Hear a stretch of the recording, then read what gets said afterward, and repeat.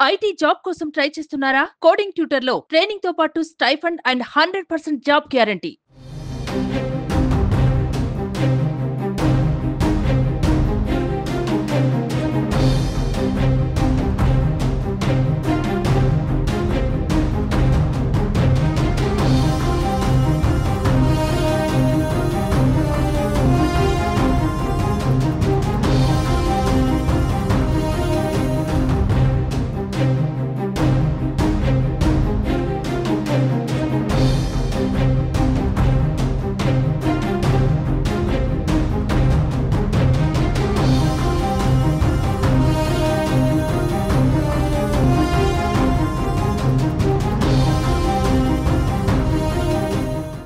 ఏపీలో కీలక పరిణామం చోటు చేసుకుంది. మాచర్ల మాజీ ఎమ్మెల్యే వైసీపీ నేత పిన్నెల్లి రామకృష్ణారెడ్డికి ఏపీ హైకోర్టు బెయిల్ మంజూరు చేసింది.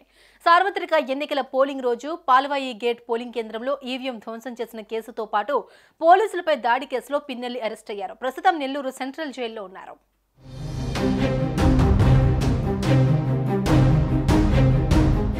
పోలీసులు నమోదు చేసిన 2 వేర్వేరు కేసుల్లో బెయిల్ మంజూరు చేయాలని కోరుతూ మాచర్ల మాజీ ఎమ్మెల్యే పిన్నెల్లి రామకృష్ణారెడ్డి హైకోర్టును ఆశ్రయించారు. పిన్నెల్లి దాఖలు చేసిన పిటిషన్పై విచారణ చేపట్టిన హైకోర్టు బెయిల్ మంజూరు చేసింది. బెయిల్ మంజూరు సందర్భంగా హైకోర్టు పలు షరతులు విధించింది. 50,000 రూపాయల విలువైన 2 పూచీకత్తులు సమర్పించాలి, పాస్పోర్ట్ అప్పగించాలి, ప్రతి వారం స్టేషన్ హౌస్ ఆఫీసర్ ఎదుట సంతకం పెట్టాలని న్యాయస్థానం ఆదేశించింది.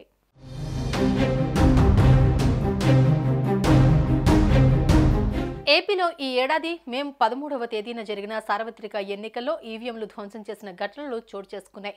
ఈ క్రమంలో మాచర్ల మాజీ ఎమ్మెల్యే పిన్నెల్లి రామకృష్ణారెడ్డిపై ఈవీఎం ధ్వంసం చేసిన కేసు, హత్యాయత్నం వంటి కేసులు నమోదయ్యాయి. దీంతో పిన్నెల్లిని పోలీసులు కొన్ని నెలల క్రితం అరెస్ట్ చేశారు. జూన్ 26 నుంచి పిన్నెల్లి నెల్లూరు జైలులోనే ఉన్నారు. అయితే ఆయన తనకు బెయిల్ ఇవ్వాలని మాజీ ఎమ్మెల్యే హైకోర్టును ఆశ్రయించారు. దీనిపై పిన్నెల్లి రామకృష్ణారెడ్డి తరపు న్యాయవాదులు తమ వాదనలు వినిపించారు. ప్రభుత్వం తరపున న్యాయవాదుల వాదనలు విన్న హైకోర్టు ధర్మాసనం తీర్పు రిజర్వ్ చేసింది.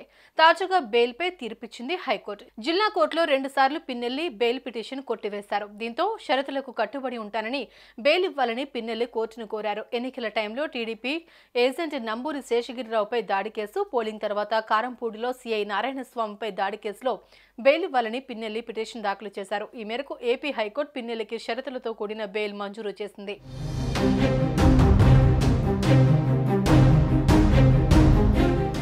సుమన్ టీవీలో మీ పర్సనల్ అండ్ బిజినెస్ ప్రమోషన్స్ కోసం కింది నెంబర్కి కాంటాక్ట్ చేయండి.